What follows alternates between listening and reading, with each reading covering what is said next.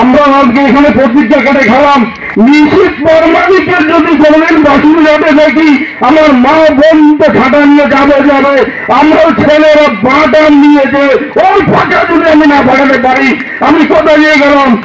যেহেতু আমার এটা নিজের বুথ, এই বুথেই আমার জন্ম, আপনারা আমার মায়ের মতন, তাই আমি একটু মনের কথাই বলবো।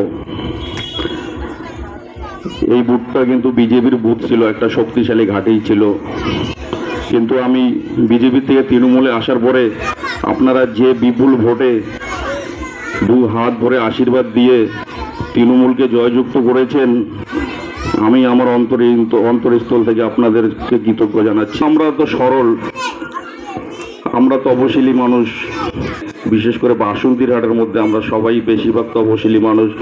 এই সরলতার সুযোগ নিয়ে বিজেপি 2019-এ ক্ষমতায় এসেছে।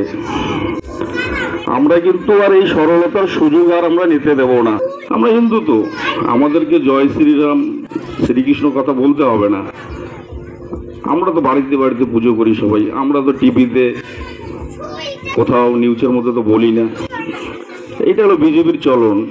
বিজেপি কিছু করুক না করুক, একদম পাখান্ডির মতন করে ওনারা ওনাদের রাজনীতিতে দোকানদারি কিভাবে চালাবে, এই জায়গাটার মধ্যে কিন্তু আমরা ফেঁসে যাই।